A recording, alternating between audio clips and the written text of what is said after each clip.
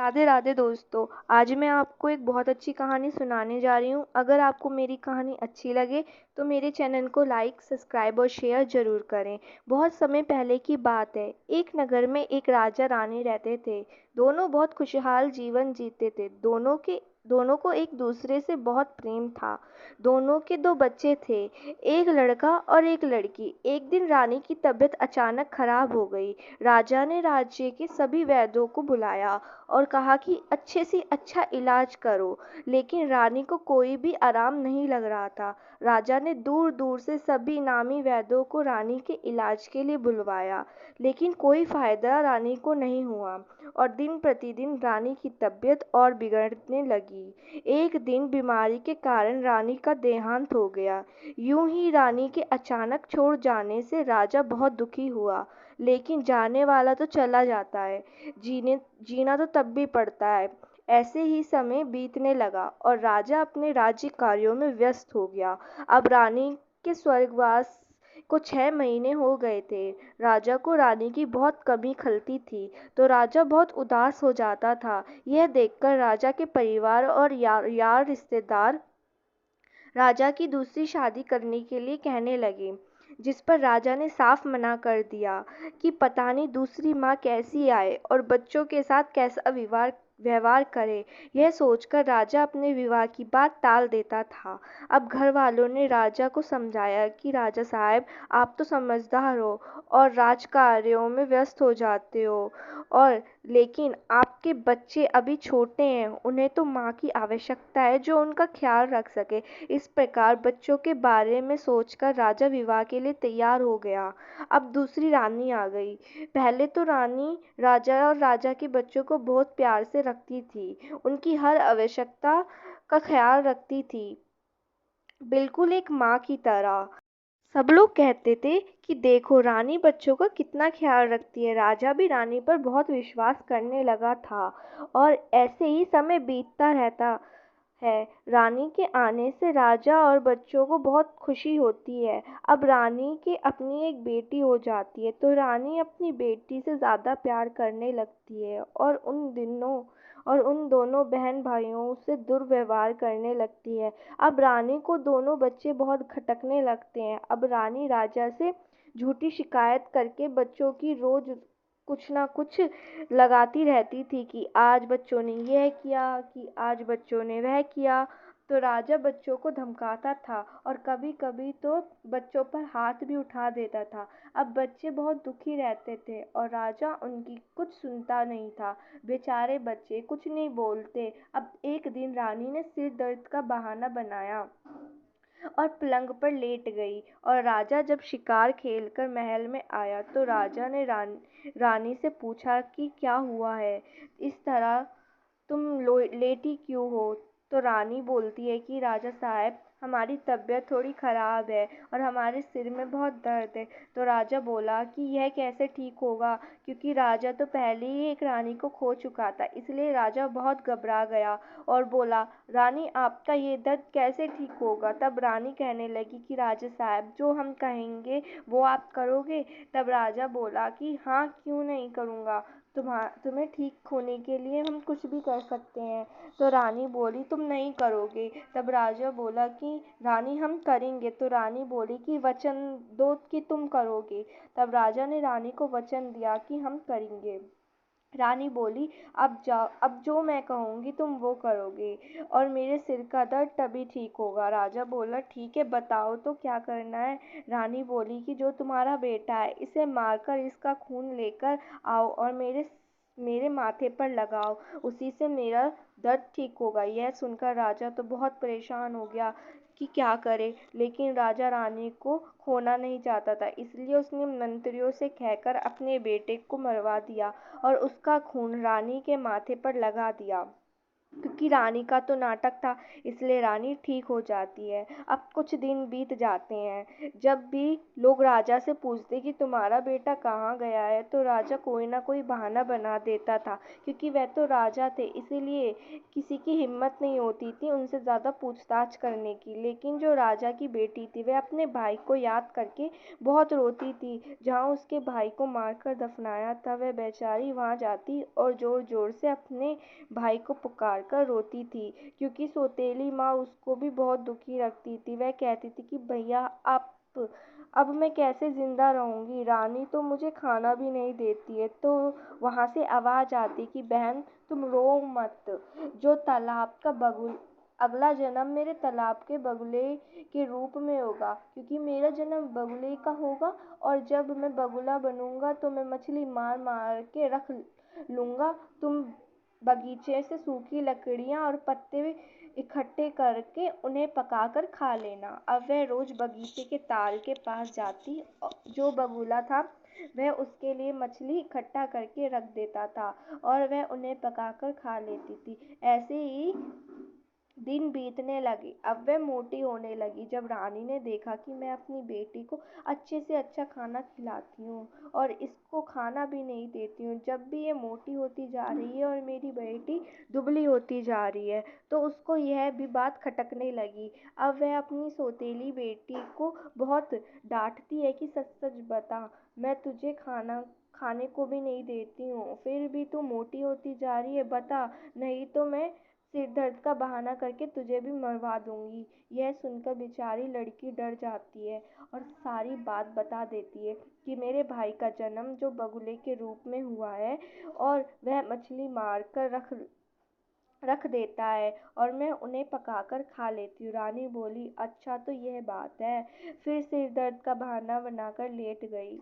फिर राजा आया तो बोला कि क्या हुआ। तब रानी बोली कि राजा साहब, इस नगर के जितने भी तालाबों में बगुले हैं, उन सबको मरवा दो और उनका खून मेरे माथे पे लगा दो, तो मैं ठीक हो जाऊंगी। अब राजा ऐसे ही करता है और सारे बगुलों को मार कर उनका खून रानी के माथे पर लगा देता है, क्योंकि रानी तो बहाना कर रही थी, इसीलिए वे खून लगते ही ठीक हो जाती है। अब वह बहन फिर उससे रोती है और अपने भाई को पुकारने लगती है कि अब मैं कैसे जिंदा रहूंगी। तब फिर आवाज आती है कि बहन, तुम रो मत, अब मैं एक पेड़ बनूंगा, तुम रोज आना और मेरे फल खाना। बहन कहती है ठीक है। अब फिर वही होने लगा। उस लड़की का भाई केते का पेड़ बन गया। अपनी बहन के लिए केते का फल डाल देता और बहन उन्हें उठाकर खा लेती। अब वह फिर मोटे होने लगी और रानी फिर सोचने लगी कि जरूर कोई बात है।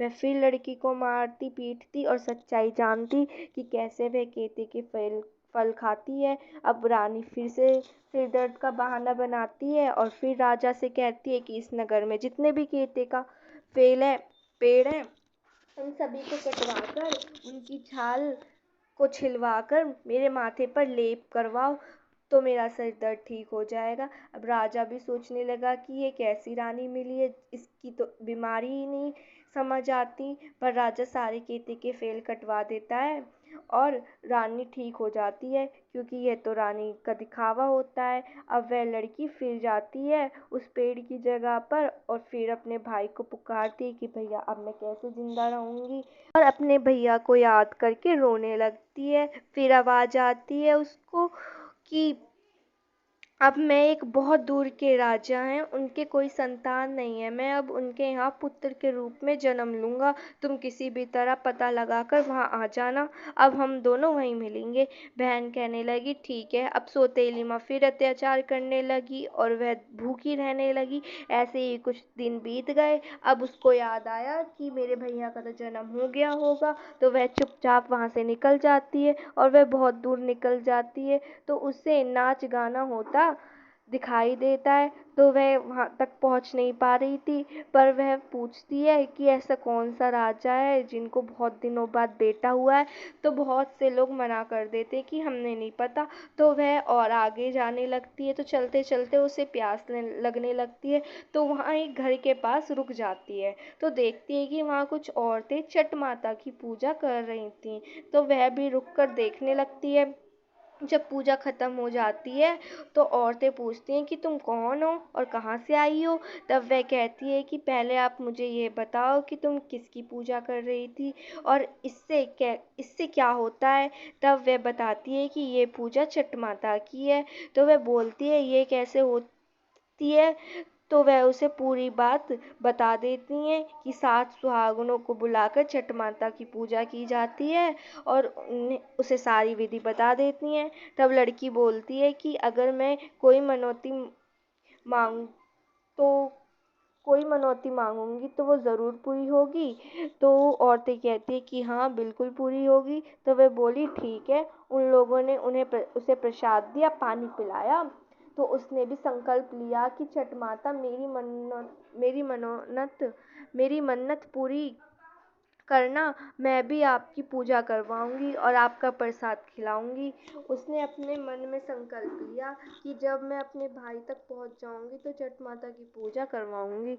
और वह वहां से आगे चल पड़ती है और चलते चलते बहुत आगे पहुंच जाती है। तो वह पूछती है कि यहाँ कोई ऐसा राजा है जिसको बहुत दिनों बाद बेटा हुआ है। तब एक व्यक्ति बोलता है कि हाँ बेटा तो हुआ है। तो वह पूछती है कि वह कहाँ पर हुआ है। तो वह उसे सारा रास्ता बता देता है।